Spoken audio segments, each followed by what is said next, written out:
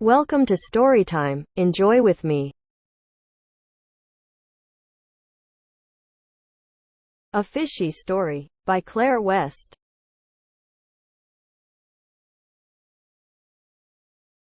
I woke up in total darkness.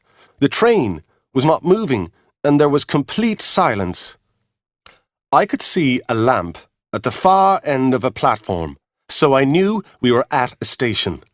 I lit a match and discovered from my watch that it was 11 o'clock, exactly the time I was supposed to board the mail train.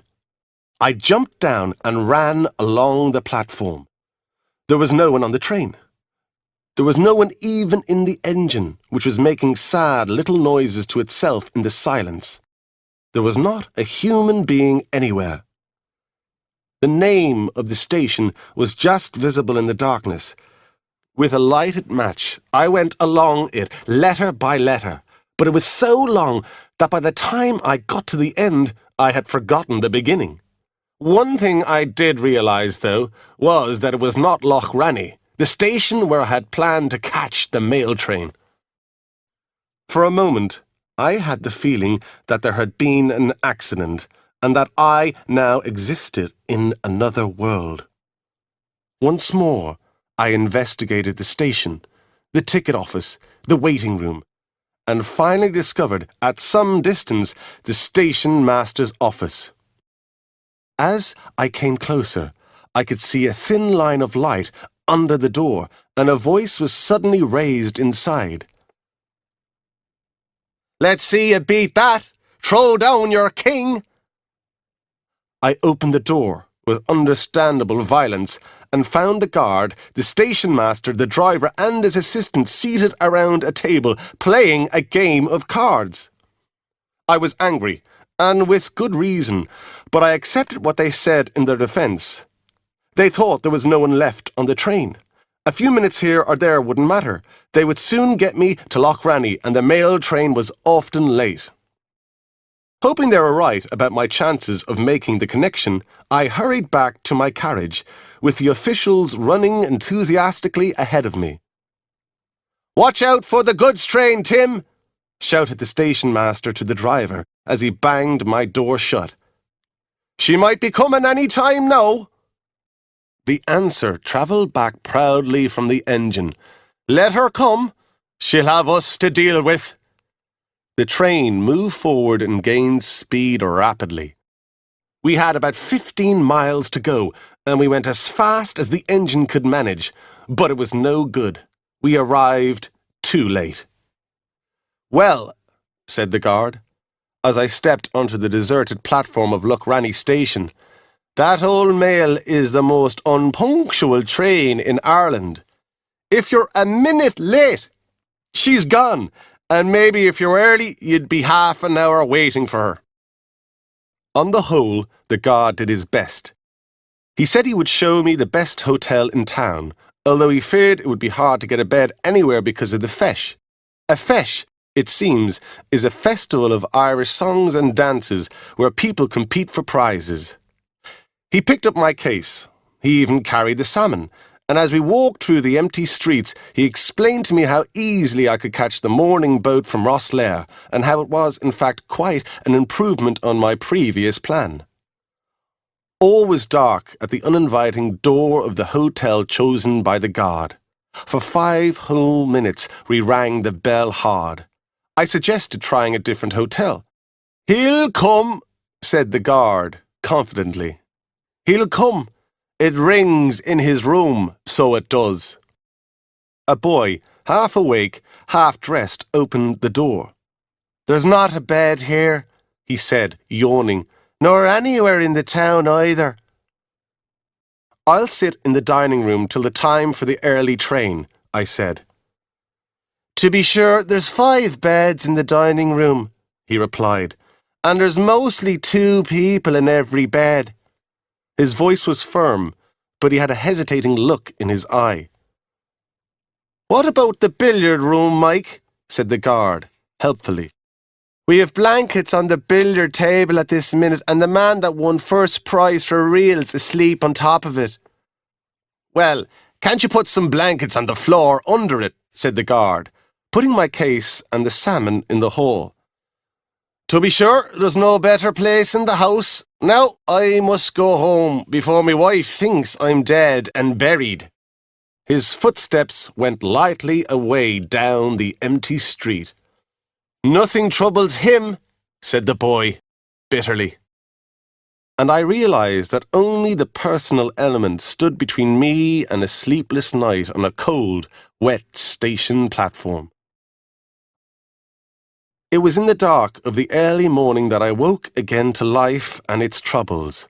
A voice had woken me, the voice of the first prize for reels, descending through a pocket of the billiard table. "Excuse me, sir, are you going on the 5 o'clock train to Cork?" "No," I said crossly. "Well, if you were, you'd be late," said the voice.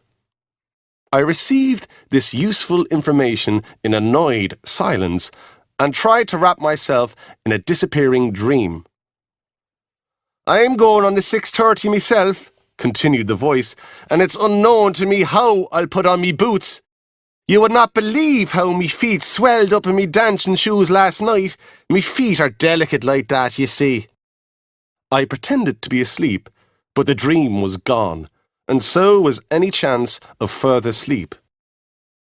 The first prize for reels got down from the billiard table, presenting an extraordinary picture.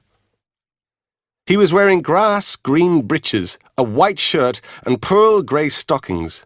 He undressed and put on ordinary clothes, including his painful boots. He then removed himself and his things to the hall, where he had a loud conversation with the boy. Meanwhile, I crawled out of my hiding place to renew my struggle with life. Fortunately, the boy soon appeared with a cup of tea. "I've wrapped the salmon up in brown paper for you, sir," he said cheerfully. "It's safe to take across Europe with you if you like. I'll just run up to the station now with the luggage. Would you mind carrying the fish yourself? It's on the table in the hall." My train went at 6:15. The boy had put my case in one of the many empty carriages and stayed with me, making pleasant conversation until the train departed. "I'm sorry you had a bad night, sir," he said, "and I must tell you, it was only that Jimmy Durkin, he's the first prize for real, sir, had taken a few drinks. If he'd been sober, I'd have put a gentleman like ye on the billiard table instead of him. He's a baker, you know, in the town of Limerick, and he's engaged to my sister. Well, any girl would be glad to marry him. He dances with a beautiful straight back and he makes grand bread." Here, the train started. It was late that night when, stiff, dirty, with tired eyes blinded by the bright lights, I was taken by the Harveys' well-trained doorman into the Harveys' huge grand hall, and was told by another of the Harveys' beautifully dressed servants that dinner was over. I was just hoping I could go quietly upstairs to avoid meeting anyone, when a voice cried, "Here he is!" And Philippa, looking lovely in evening dress, came into the hall, followed by Alice Harvey and my niece, whose wedding party this was, and by all the usual relations who hate to miss anything that's going on before a wedding. "Is this a wedding present for me, Uncle Sinclair?" cried the future bride, in the middle of a flood of questions and sympathy.